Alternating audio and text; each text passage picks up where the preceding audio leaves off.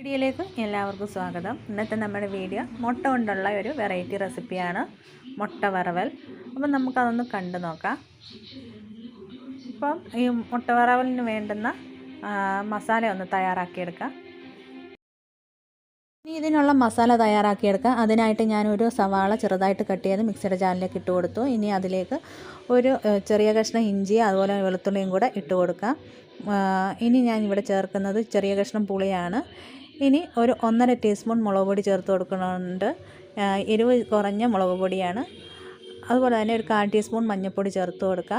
ഇനി ഒരു 3/4 ടീസ്പൂൺ പെരിഞ്ജീരകപ്പൊടി ചേർത്ത് കൊടുക്കുക. ഒരു 1/4 ടീസ്പൂൺ ഗരം മസാലയും കൂടെ ചേർത്ത് കൊടുക്കണം.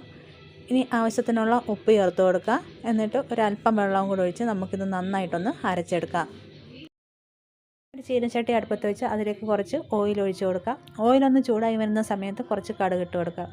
കടുകൊന്ന് പൊട്ടി വരുന്ന സമയത്ത് നമുക്കിതിലേക്ക് 3 മുട്ട ഒന്ന് പൊട്ടിച്ചൊഴിച്ച് കൊടുക്കാം.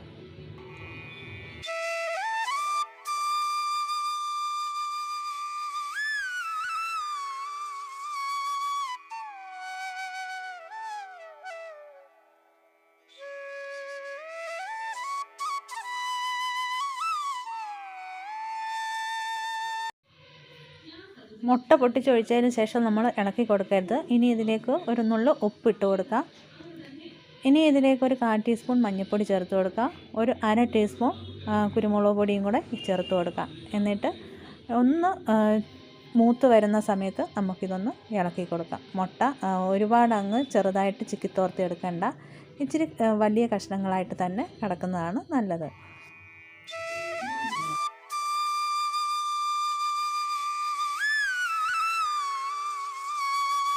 റെഡിയായി വന്നിട്ടുണ്ട്. ഇനി ഇത് നമുക്കൊരു പാത്രത്തിലേക്ക് കോരി മാറ്റാം. എന്നിട്ട് ഇതേ ചീനിച്ചട്ടി അതിനെ അടുപ്പത്ത് വെക്കാം.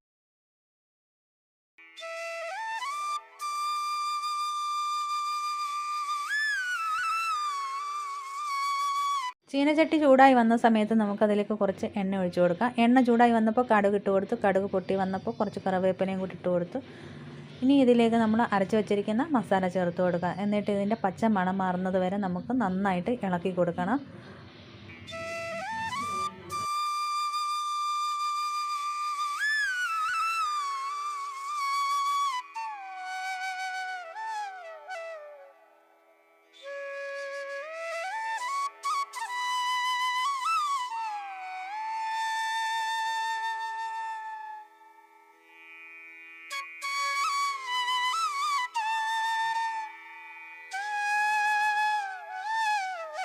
മസാലയുടെ പച്ചമണമെല്ലാം മാറി വന്നിട്ടുണ്ട്. ഇനി ഈ ജാറ് കഴുകി നമുക്ക് വെള്ളം ഒന്ന് ഒഴിച്ചു കൊടുക്കാം. എന്നിട്ട് ഇത് വെള്ളം ഒന്ന് തിളച്ച് വരുന്ന സമയത്ത് നമുക്ക് ഇതിലേക്ക് മുട്ട വറുത്തത് ഇട്ട് കൊടുക്കാം.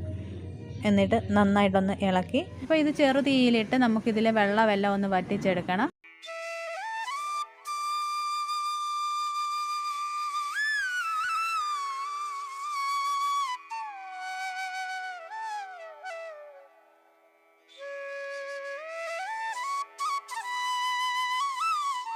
അപ്പോൾ നമ്മുടെ മുട്ട വറവൽ ഇവിടെ റെഡി ആയിട്ടുണ്ട്. അപ്പോൾ ഇത് ചോറിനൊപ്പം ചപ്പാത്തിക്കൊപ്പം ഒക്കെ കഴിക്കാൻ പറ്റിയ ഒന്നാണ്.